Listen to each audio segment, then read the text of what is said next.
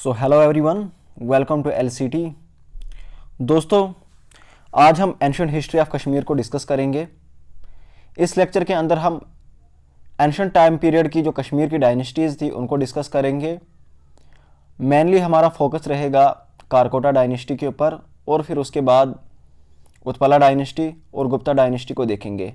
Lohara dynasty को और बाकी जो फॉल ऑफ या डिक्लाइन ऑफ हिंदू रूलर्स जिसको हम कहेंगे वो हम नेक्स्ट लेक्चर में उसको कवर करेंगे। इस लेक्चर के अंदर हम कारकोटा डायनेस्टी, उत्पला डायनेस्टी और गुप्ता डायनेस्टी को स्टडी करेंगे। और उसके अलावा जो यहाँ पे मौर्य एम्पायर का रूल रहा, कुशन्स का रूल रहा कश्मीर के अंदर, उसके बारे में भी हम पढ़ेंगे। तो ये कुछ डायनेस्टीज़ हैं जो हमने इस एंशिएंट हिस्ट्री ऑफ कश्मीर के अंदर कवर करनी है। जैसे कारकोटा डायनेस्टी है, इसके बारे में हमने पढ़ना है। उसके बाद उत्पला डायनेस्टी के बारे में पढ़ेंगे, गुप्ता डायनेस्टी के बारे में पढ़ेंगे, लोहारा डायनेस्टी और डाउनफॉल ऑफ हिंदू रूलर। ये जो लास्ट के दो लेक्चर हैं, लोहारा डायनेस्टी और डाउनफॉल ऑफ हिंदू रूलर्स, इसको हम नेक्स्ट एक अलग सी वीडियो लाऊंगा मैं, उसके अंदर इसके अंदर मैं करा दूंगा। फिलहाल के लिए इन तीन डायनेस्टीज़ की जो पहली तीन डायनेस्टी है, कारकोटा, उत्पला और गुप्ता, इस लेक्चर के अंदर इनको हम कवर करेंगे। और मौर्य एम्पायर का रूल जो कश्मीर में रहा उसको भी स्टडी करेंगे, कुशन्स का रूल जो कश्मीर में रहा उसको भी हम स्टडी करेंगे। तो इस तरह से दो लेक्चर के अंदर एंशिएंट हिस्ट्री ऑफ कश्मीर को मैं कवर कर दूंगा। लेकिन ऐसा नहीं है कि एंशिएंट हिस्ट्री ऑफ कश्मीर जो है ये दो लेक्चर में ख़त्म होने वाली है। ये जितनी डायनेस्टीज़ है, एक एक डायनेस्टी के ऊपर एक एक लेक्चर लिया जा सकता है, बहुत आराम से अच्छा खासा एक लेक्चर लिया जा सकता है। तो बाद में फ्यूचर में मैं जैसे कारकोटा डायनेस्टी, उत्पला डायनेस्टी हो, गुप्ता डायनेस्टी हो या लोहारा डायनेस्टी हो, सबके ऊपर डिटेल लेक्चर भी लेकर आऊँगा। लेकिन अभी के लिए जो जो मोटे मोटे फैक्ट्स होते हैं, जिस तरह बाकी की हिस्ट्री मैंने कवर करवाई है कश्मीर की, उसी तरह से इनको भी मैं मैक्सिमम इन्फॉर्मेशन, कम टाइम में मैक्सिमम इन्फॉर्मेशन देने की कोशिश करूँगा। तो चलिए फिलहाल के लिए इन तीन डायनेस्टीज़ के बारे में स्टडी करते हैं। उसके बाद हम नेक्स्ट लेक्चर में बाकी लोहारा और डाउनफॉल ऑफ हिंदू रूलर्स को भी स्टडी करेंगे।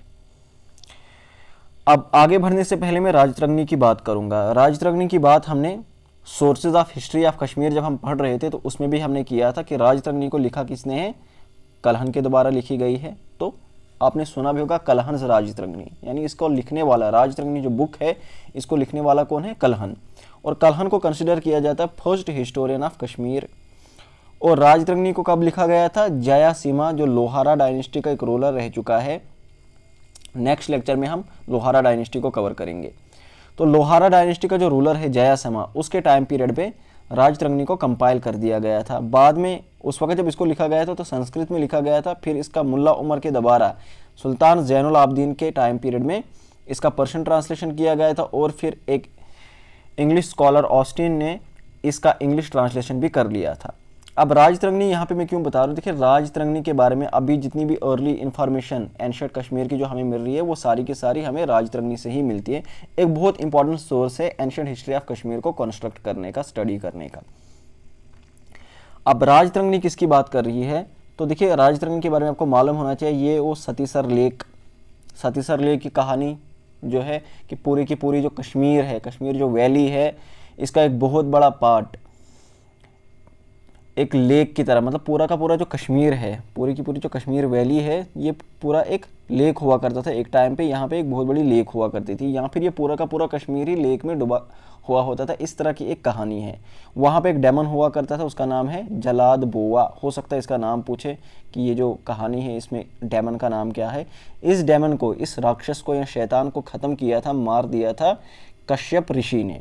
तो कश्यप ऋषि, इसी के नाम पर फिर कश्मीर आगे वो चेंज हो गया और कश्मीर नाम पड़ गया इस वैली का, क्योंकि इन्होंने इस डेमन को ख़त्म किया है और फिर इस वैली से भी इस पानी को बाहर निकाल दिया और इस तरह से कश्मीर की वैली जो है वो सामने आ गई। तो राजतरंगी इस सतीसर लेक की बात कर रही है, इस डेमन जलाल बोआ की बात करती है और सेंट कश्यप ऋषि की बात करती है। उसके अलावा किसकी बात करें, क्योंकि मैं एंशिएंट हिस्ट्री बता रहा हूँ इसलिए मैं पहले से बता रहा हूँ। ओके, राजतरंगी हमें यह भी बताती है कि गोनंदा वन जो फर्स्ट नोन किंग कश्मीर का, जो हमें याद है, मतलब इससे पहले और किसी किंग की इन्फॉर्मेशन हमें नहीं मिलती है। हमें जो राजतरंगी इन्फॉर्मेशन देती है, जो पहला किंग जहाँ से उसका, देखो राजतरंगी का मतलब ही है रिवर ऑफ किंग्स, यानी इसके अंदर बहुत सारे किंग्स के बारे में इन्फॉर्मेशन दी हुई है क्रोनोलॉजिकल ऑर्डर में। तो उनमें जो सबसे पहले नाम हमें मिलता है वो मिलता है गोनंदा का। तो गोनंदा को फर्स्ट सन कहा गया है और उसके बाद उसका बेटा था, उसका नाम था दामोदर। फिर उसके बाद दामोदर के बाद बहुत सारे किंग्स आते हैं, लगभग 35 के करीब जो किंग्स हैं उनकी इन्फॉर्मेशन राजतरंगिणी के अंदर दी नहीं है, पूरी इन्फॉर्मेशन नहीं है, बस ये मेंशन किया गया कि उसके बाद दामोदर के बाद लगभग 35 किंग्स कश्मीर में आए थे और उनकी प्रॉपर इन्फॉर्मेशन नहीं दी। उसके बाद बाकी जो उनके बाद किंग्स आए उनकी इन्फॉर्मेशन दी हुई है। यहाँ पे एक चीज़ नोटिस कर लेना आप, बैटल ऑफ हैदस्पीस, हैदस्पीस की जो बैटल हुई थी 327 BC में अराउंड। तो ये जो बैटल हुई थी, आप जब एंशिएंट हिस्ट्री ऑफ इंडिया हम पढ़ते हैं उसमें इस बैटल के बारे में पढ़ते हैं। जब हम ग्रीक इन्वेजन ऑफ इंडिया पढ़ते हैं तो उसमें हम देखते हैं कि अलेक्जेंडर, चंद्रगुप्त मौर्य के जो कंटेम्प्रेरी थे अलेक्जेंडर, उन्होंने जब इंडिया को इन्वेड किया था तो उन्होंने यहाँ हैदस्पस, बेसिकली रिवर झेलम का पुराना नाम है, तो यहाँ पे कश्मीर के अंदर रिवर झेलम के पास जो बैटल हुई थी, बैटल ऑफ हैदस्पस, तो वो किस किस के बीच में हुई थी? वो हुई थी अलेक्जेंडर और पोरस के बीच में। इसमें किंग पोरस तो हार गए थे, लेकिन उनकी ब्रेवरी देखकर अलेक्जेंडर ने उनका जो किंगडम था वो उनको वापस कर दिया था और वो काफ़ी ज़्यादा इंप्रेस हो गए थे उनकी ब्रेवरी से, क्योंकि बाकी जो एक और रूलर हुआ करते थे वहीं पे उन्होंने बिल्कुल सरेंडर कर दिया था, लेकिन पोरस ने सरेंडर नहीं किया था, उसने फाइट की थी, तो इसलिए इंप्रेस होकर अलेक्जेंडर ने उनका किंगडम उनको वापस कर दिया था। ये एंशिएंट हिस्ट्री ऑफ इंडिया जब पढ़ते हैं तो उसमें इसकी डिटेल मिलेगी आपको। लेकिन इतना याद रखना कि बैटल ऑफ हैदस्पस जो है ये किस रिवर के साथ एसोसिएटेड है? ये रिवर झेलम के साथ एसोसिएटेड है। ओके, अब आगे बात करते हैं मौर्य एम्पायर की और कुशन एम्पायर की। देखिए मौर्यन एम्पायर जो है, उन्होंने, मौर्य एम्पायर बहुत बड़ा एम्पायर रह चुका है। एंशिएंट हिस्ट्री ऑफ इंडिया जब हम पढ़ेंगे फ्यूचर में, जब उसे मैं कराऊंगा या ऐसे भी आपने पढ़ी होगी, तो उसमें एक बहुत बड़ा एम्पायर हमें देखने को मिलता है जिसकी फाउंडेशन किसने डाली थी? चंद्रगुप्त मौर्य ने डाली थी। तो चंद्रगुप्त मौर्य ने लास्ट जो धनानंदा, जो नंदा डायनेस्टी के रूलर थे धनंदा, उनको हराकर मौर्य एम्पायर, चाणक्य की मदद से उसको हराकर मौर्य एम्पायर की फाउंडेशन डाल दी थी। तो इसके एक इंपॉर्टेंट रूलर रहते चंद्रगुप्त मौर्य, तो पहले रूलर थे मौर्य डायनेस्टी के। ओके, उसके बाद जो इंपॉर्टेंट रूलर आते हैं वो थे अशोका, जिन्होंने कश्मीर के ऊपर रूल किए थे। तो मौर्य डायनेस्टी के किस रूलर ने कश्मीर के ऊपर रूल किया था? तो अशोका। इन्होंने यहाँ पे ओल्ड सिटी ऑफ श्रीनगर की फाउंडेशन डाली थी, जिसको क्या कहते हैं? पेंद्रथान कहते हैं। फिर उसके बाद जो बिजबिहाड़ा है आज का, वहाँ पे शिव टेम्पल की फाउंडेशन भी इन्होंने डाल दी थी। मतलब शिव टेम्पल को फाउंडेशन क्या डाल दी थी? शिव टेम्पल बना लिया था। उसके बाद कश्मीर के अंदर जो बुद्धिज़्म इंट्रोड्यूस किया था वो किया था अशोका ने। देखो अशोका के बारे में भी थोड़ा सा मैं बता देता हूँ, ये जैसे मैंने कहा एंशिएंट इंडियन हिस्ट्री का टॉपिक है।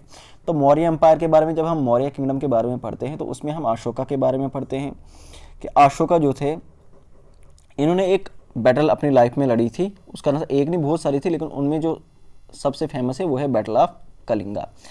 तो इस बैटल ऑफ कलिंगा में क्या कहा जाता है कि अशोका ने इतना ज़्यादा खून बहाया था, इतना ज़्यादा, मतलब इतनी ज़्यादा वहाँ पे क्या हुई थी, कैजुअलिटीज़ हुई थी, कि अशोका खुद जब वो सीन इन्होंने देखा तो ये काफ़ी ज़्यादा डर गए थे, और उस बैटल ने उनकी लाइफ के ऊपर इतना ज़्यादा असर डाला कि उन्होंने सब कुछ छोड़ छाड़ दिया। उन्होंने नॉन वायलेंस का रास्ता अपनाया। उन्होंने कहा जो ब्लड एंड आयरन की पॉलिसी है वो पाथ उन्होंने बिल्कुल छोड़ दिया, और वो बिल्कुल उन्होंने क्या काम किया, उन्होंने बुद्धिज़्म को अडॉप्ट कर लिया। उसके बाद अशोकास धामा, फिर उन्होंने अपने बच्चों को वो मैसेज लेकर श्रीलंका भेज दिया, वो एक अलग अलग स्टोरी है। तो इन्होंने क्या काम किया था, इन्होंने बुद्धिज़्म रिलीजन को एक्सेप्ट किया था, और फिर जगह जगह बुद्धिज़्म का प्रोपगेशन इन्होंने स्टार्ट कर दिया था। तो कश्मीर के अंदर भी इन्होंने बुद्धिज़्म को इंट्रोड्यूस किया था। फिर इसके बाद क्या होता है, जलोका जो इनका बेटा था, उन्होंने, वैसे तो अशोका के बाद मौर्य एम्पायर का डिक्लाइन स्टार्ट हो गया था, क्योंकि उसने खुद जो फाइट थी, फाइट करना छोड़ दिया था, एक नॉन वायलेंस का पाथ अपना लिया था। तो उसके बाद क्या हुआ, मौर्य एम्पायर का डिक्लाइन स्टार्ट हो गया था। अब जलोका जो उनका बेटा था, उन्होंने कश्मीर का थ्रोन जो है वो कश्मीर की जगह, मतलब अब कश्मीर पे राज करने लगे थे। उसके बाद जलोका के बाद जो है उनका बेटा आया था दामोदर सेकंड। इतना सा याद रख लेना। इसमें याद रखने वाली क्या बात है, कुछ अगर याद नहीं रख पाओ तो इतना याद रख लेना कि मौर्य डायनेस्टी के किस रूलर ने बुद्धिज़्म इंट्रोड्यूस किया था कश्मीर में, तो वो अशोका थे। और किसने रूल किया था सबसे पहले, मौर्य डायनेस्टी की मैं बात कर रहा हूँ, तो वो अशोका ने किया था। ओके, दो चीज़ें इंपॉर्टेंट है।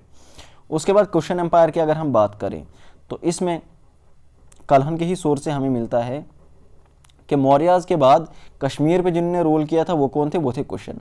और यहाँ पे याद रखना कि जो कनिष्का थे, बहुत इंपॉर्टेंट रूलर रह चुके हैं कुशन डायनेस्टी के। तो कनिष्का ने, जो कनिष्का किंग थे, इन्होंने फोर्थ बुद्धिस्ट काउंसिल श्रीनगर के अंदर कुंडलवाना मॉनेस्ट्री जो है वहाँ पे, कहीं पे कुंडलवाना लिखा है, कहीं पे कुंडलवाना लिखा हुआ है, वहाँ पे फोर्थ बुद्धिस्ट काउंसिल को ऑर्गेनाइज किया था। और यहाँ पे क्या होता, फोर्थ बुद्धिस्ट काउंसिल में यहाँ पे महायाना फॉर्म, जो महायाना सेक्ट है वो हमें देखने को मिला था। तो इस तरह से बुद्धिज़्म जो है कहा जाता है कि उस वक्त दो पार्ट्स में, दो डिवीजन उसके अंदर आ गई थी, एक तो ये महायाना और दूसरा ये हिनायाना सेक्ट आ गए थे। फिर कनिष्का के बारे में एक और बात याद रखना कि इनको कहा जाता है फाउंडर ऑफ साका ईरा, कि यहाँ पे कनिष्का के बारे में ज़्यादा पढ़ना नहीं है। फाउंडर ऑफ साका ईरा, साका ईरा क्या था? साका ईरा एक ऐसा टाइम पीरियड था, एक टाइम पीरियड समझ लो स्टार्ट किया था नया, जो 78 AD से स्टार्ट हो गया। 78 AD का मतलब समझते हो ना, तो 78 AD से स्टार्ट हो गया था, इसीलिए कनिष्का का भी जो अपना टाइम पीरियड है वो 78 AD से लेकर फिर इनकी डेथ तक 120 AD तक रहता है। ओके, तो बहुत इंपॉर्टेंट बात है, ये याद रखना कि फोर्थ बुद्धिस्ट काउंसिल जो कश्मीर में, श्रीनगर में अरेंज की थी, वो किसने की थी? फोर्थ बुद्धिस्ट काउंसिल कनिष्का ने की थी। कहाँ पे? श्रीनगर में। कहाँ? कुंडलवाना में। ओके, अब इसके बाद बात करते हैं हम कारकोटा डायनेस्टी की। ये हमारी पहली डायनेस्टी आएगी कश्मीर की। ओके, अब देखिए जैसे मैंने कहा था कि हमने क्या क्या करना है, कारकोटा डायनेस्टी को करेंगे सबसे पहले, उसके बाद उत्पला डायनेस्टी को, और उसके बाद गुप्ता डायनेस्टी को। इन तीन डायनेस्टीज को करेंगे। तो सबसे पहले कारकोटा पे जाते हैं, फिर उत्पला और फिर गुप्ता डायनेस्टी पे। ओके, तो कारकोटा डायनेस्टी की बात करें तो इसका जो टाइम पीरियड है अराउंड 617 to 855। जैसे मैंने आपसे पहले भी कहा कि एंशिएंट टाइम पीरियड की डेट्स है, कहीं पे कुछ मिलेंगी, कहीं पे कुछ। ओके, सेंचुरी याद रख लेना इंपॉर्टेंट है कि 7th सेंचुरी से लेकर 9th सेंचुरी तक इनका रूल रहा है। इसके फाउंडर कौन थे? इसके फाउंडर थे दुर्लभ वर्धन। दुर्लभ वर्धन के बाप का नाम क्या था? कारकोटा नागा। तो इसीलिए फिर अपने बाप के नाम पे इस डायनेस्टी का नाम कारकोटा डायनेस्टी रखा है। अब यहाँ पे कहानी ज़रा समझना थोड़ा मुश्किल हो सकता है, ध्यान से सुनना। दुर्लभ वर्धन जो है इस कारकोटा डायनेस्टी के फाउंडर थे। बेसिकली हुआ क्या था, इनके जो फादर इन लॉ थे, बाल आदित्य नाम था उनका। बाल आदित्य की बेटी हुआ करती थी, उसका नाम था कवीन अलिंगा लेखा। कवीन अलिंगा लेखा की शादी हुई थी दुर्लभ वर्धन के साथ। तो कवीन अलिंगा लेखी जो क्या थी? बाल आदित्य की बेटी थी, जो खुद क्या था, उसको कहा जाता है last ruler of Gonanda dynasty. उस वक्त गोनंदा डायनेस्टी थी, तो गोनंदा डायनेस्टी के जो लास्ट रूलर थे वो थे बाल आदित्य। तो इस बाल आदित्य की बेटी कवीन अलिंगा लेखा की शादी हुई थी दुर्लभ वर्धन के साथ। और दुर्लभ वर्धन किसका बेटा था? कारकोटा नागा का बेटा था। फिर जब बाल आदित्य की डेथ हो जाती है, ये सोर्स क्या है? राजतरंगी और SC रे के राइटिंग से हमें ये पता चलता है। तो बाल आदित्य की डेथ के बाद जो इनका सन इन लॉ था दुर्लभ वर्धन, वो बन जाते हैं नए राजा, और वो फाउंडेशन डाल देते हैं कारकोटा डायनेस्टी की।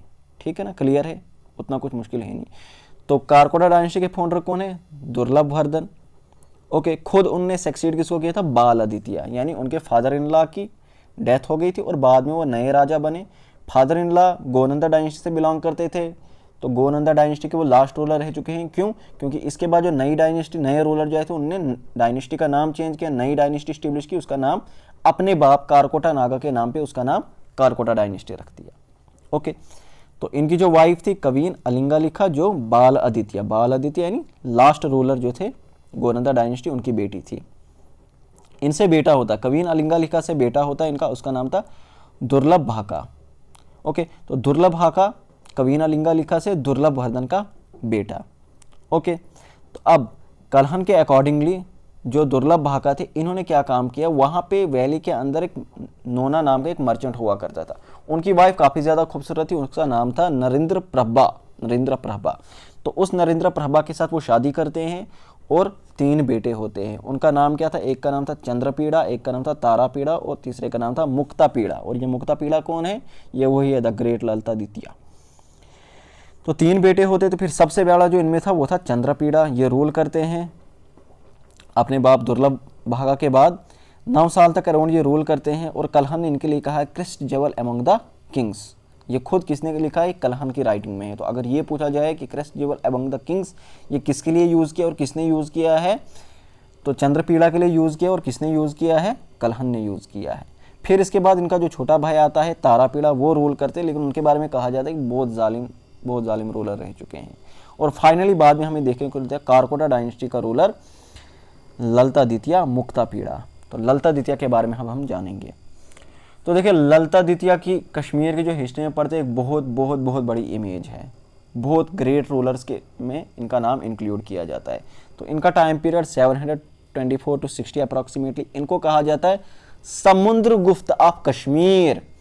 तो देखिए गुप्ता डायनेस्टी, अच्छा एक बात यहाँ पे सुनना, यहाँ पे जो हमने गुप्ता डायनेस्टी पढ़नी है ना, ये वो वाली गुप्ता डायनेस्टी नहीं है जो एंशियंट इंडिया में हम पढ़ते हैं, एंशियंट इंडिया की हिस्ट्री में, कि जिसके फाउंडर कौन थे, स्कंदगुप्त थे।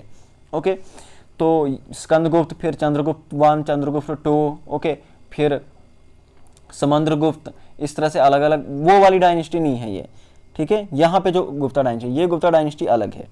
यहाँ पे सुनो, मैं बात करूँ ललिता द्वितीय की। ललिता द्वितीय कौन है? ललिता द्वितीय है दुर्लभ भाग का बेटा, कवीन अलिंगा लिखा से। 3 बेटे थे ना, एक था चंद्रपीड़ा, एक था तारापीड़ा और तीसरा था मुक्तापीड़ा। तो मुक्तापीड़ा जो है यही ललिता द्वितीय है कारकोटा डायनेस्टी का। ओके, अब इनको कहा जाता समुद्रगुप्त ऑफ कश्मीर। समुद्रगुप्त ऑफ कश्मीर क्यों कहा जाता? क्योंकि जब आप गुप्ता डायनेस्टी के बारे में पढ़ोगे तो उस वक्त आप देखोगे कि समुद्रगुप्त ने सच में जो नाम था उनका समंदर की तरह उनने कन्क्विस्ट किए थे। मतलब जहां जाते थे कन्क्विस्ट करते जाते थे। साउथ में गए तो साउथ के सारे रूलर्स को हरा दिया, नॉर्थ में गए तो नॉर्थ में सारे रूलर्स को हरा दिया, यहाँ नॉर्थ वेस्ट की तरफ निकले तो वहां पे सारे रूलर्स को हरा दिया। बिल्कुल ऐसा ही ललिता द्वितीय ने भी कन्क्विस्ट किए थे। और पहली बार मतलब जो इंडिया की एक टेरिटरी है ना, इंडिया की जो टेरिटरी रही है, इसके पार सेंट्रल एशिया में जाकर सेंट्रल एशिया के जो उस वक्त के किंगडम हुआ करते थे, छोटे छोटे किंगडम थे, उन सबको भी हरा दिया था, तिब्बत तक पहुंच गए थे, लद्दाख को जीत लिया था। बात करो मैं ललिता द्वितीय की, इनको कहा जाता है समुद्रगुप्त ऑफ कश्मीर। और खुद समुद्रगुप्त की अगर बात करें तो इनको नेपोलियन ऑफ इंडिया कहा जाता है। तो नेपोलियन क्यों? इसलिए नहीं नेपोली बहादुर होते हैं तो समुद्रगुप्त को Napoleon of India, Napoleon Bonaparte की वजह से कहा जाता है। तो देखो यहाँ पे कंफ्यूजन हो सकती है। जोरावर सिंह जो गुलाब सिंह के आर्मी जनरल थे, उनको कहा जाता है नेपोलियन ऑफ कश्मीर। ओके, लेकिन अगर ऑप्शन में ऐसा होगा कि which of the following is regarded as Napoleon of India, तो अगर वहां पे समुद्रगुप्त भी होगा और जोरावर सिंह भी होगा तो वहां पे समुद्रगुप्त को टिक कर देना, ठीक है। इसी तरह से अगर नेपोलियन ऑफ कश्मीर पूछा है तो वहां पे कौन होगा? वहां पे अगर समुद्रगुप्त भी है, वहां पे अगर जोरावर सिंह भी, तो वहां पे कौन होगा? जोरावर सिंह होगा, ठीक है। तो समुद्रगुप्त ऑफ कश्मीर किसको कहा जाता है? देखो Napoleon of Kashmir, Napoleon of Kashmir आ गए Zorawar Singh, Napoleon of India आ गए समुद्रगुप्त, और समुद्रगुप्त ऑफ कश्मीर कौन आ गए? ललिता द्वितीय मुक्तापीड़ा। इनके जो कमांडर इन चीफ थे वो थे चनकुरिया। बाद में इन्होंने क्या काम किया? इन्होंने अपनी जो कैपिटल है श्राइन ऑफ खीर भवानी, इसके बारे में हम टूरिज्म ऑफ जे जब मैं कराऊंगा उस वक्त पढ़ेंगे, तो उसके पास ही इन्होंने अपनी कैपिटल बनाई और इसका नाम रखा था परिहासपुर। परिहासपुर का मतलब है city of pleasure. Sun temple इन्होंने मार्तंड में बना दिया, मतन केरवा पे, कहीं जगहों पे सन टेम्पल या डेड एग टेम्पल लिखा हुआ है, कहीं पे मार्तंड टेम्पल इसका नाम रखा है। तो मार्तंड टेम्पल की अगर बात आए तो समझ लेना किसकी बात हो रही है? ललिता द्वितीय मुक्तापीड़ा की। अच्छा, एक और सिटी परनोस्टा, कहीं पे परनोस्टा लिखा और कहीं पे ऐसा जैसे एक और नाम लिखा हुआ आता है, वहाँ पे ए नहीं होगा, वहाँ पे सीधे PRNO होगा, ठीक है। तो ये इस सिटी की फाउंडेशन किसने डाली है? वो डाली है ललिता द्वितीय ने। उसके बाद ललितपुर या लतापुरा, इसकी फाउंडेशन भी ललिता द्वितीय ने डाली है। इनके कोर्ट पोइट हुआ करते थे बाबा बुट्टी, जो फेमस कोर्ट पोइट थे, और भी थे लेकिन बाबा बुट्टी जो है वो फेमस थे। इनको ये कहाँ से लेकर आए थे? कन्नौज में जब ये कन्क्विस्ट करने गए थे वहाँ से इनको ये लेकर आए थे। और इनकी पहली जो नोटेबल जो कंपेन है, जो फेमस पहली कंपेन रही है, वो रही है कन्नौज के अगेंस्ट। तो वहाँ के जो रूलर थे यशोवर्मन, उनको हराया था। हराने के बाद वहाँ से बाबा बुट्टी और वकपति राज को, जो 2 वहाँ के फेमस पोएट थे, उनको लेकर आए थे और बाबा बुट्टी को जो है वो अपना कोर्ट पोएट बना लिया था। कन्नौज को हराने के बाद, जब कन्नौज को हराया उसके बाद आगे बढ़ते हैं और जीविता गुप्ता को, जो बिहार और बंगाल के ऊपर रूल करते थे, इनको भी हरा देते हैं। और फिर इसी तरह से साउथ में फर्दर कन्क्विस्ट करते जाते हैं और रिवर रावी तक ये पहुँचते हैं कन्क्विस्ट करते करते। और इस तरह से फिर इनको एक CSS भी इनको मिला था आगे ट्रेड करने के लिए, लेकिन वापस आ गए। और फिर इन्होंने क्या काम किया? ये नॉर्थ वेस्ट की तरफ चले, अफगानिस्तान को जीत लिया, लद्दाख को जीत लिया, बाकी जो छोटे छोटे सेंट्रल एशिया जो किंगडम्स थे उनको भी जीत लिया। तो इस डायनेस्टी का जो राष्ट्र रूलर है उसको कहा जाता है जयापीड़ा। तो इस तरह से ललिता द्वितीय ने एम्पायर को काफ़ी ज़्यादा एक्सटेंड किया था। आप देख सकते हैं इस इमेज में, यहाँ पे आपको दिखाई देगा ये कहीं अफगानिस्तान और वहाँ से भी आगे तक फैला हुआ था, और नीचे आपको देखने को मिलेगा बांग्लादेश भी था, और ये सिक्किम का कुछ हिस्सा भी इनके एम्पायर के अंदर, ये कारकोटा डायनेस्टी जब अपने पीक पे थी। फिर उसके बाद बात करते हैं उत्पला डायनेस्टी की। 855 टू 949 टाइम पीरियड है। इसमें क्या होता है, उत्पला डायनेस्टी की बात करें तो इसका जो फाउंडर और जो इंपॉर्टेंट रूलर है वो है अवंती वर्मन। अवंती वर्मन ही इसका इंपॉर्टेंट रोल है और अवंती वर्मा ने ही इसकी फाउंडेशन डाली है। अवंती वर्मा का जो प्राइम मिनिस्टर उसका नाम था चेरू। तो अवंती वर्मा ने क्या काम किया, अवंतीपुरा जो सिटी है उसकी फाउंडेशन डाली है, कहाँ पे, on the bank of river Jhelum. अच्छा, इनके टाइम पे एक बहुत बड़े इंजीनियर हुआ करते थे जिनको एंशिएंट कश्मीर का एक बहुत बड़ा इंजीनियर कंसीडर किया जाता है, सुया। तो सुया के बारे में अगर पूछा जाए कि सुया जो एक बहुत बड़े इंजीनियर रह चुके हैं एंशिएंट कश्मीर के, वो किसके टाइम पीरियड में थे, वो उत्पला डायनेस्टी के टाइम पे थे, और उस वक्त रूलर कौन था, वो था अवंती वर्मन।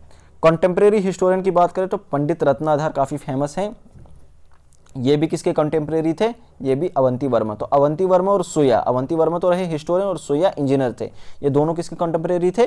कंटेम्प्रेरी का मतलब होता है एक ही टाइम पे जो रहे होंगे। ओके, जिस तरह मैंने कहा कि अलेक्जेंडर और चंद्रगुप्त मौर्य कंटेम्प्रेरी थे, इसका मतलब है कि वो एक ही टाइम पे रहे थे। तो ये क्या थे, ये दोनों ही अवंती वर्मा के कंटेम्प्रेरी थे। बाद में फिर इनका सक्सेसर आता है शंकर वर्मन, जो इनका बेटा था।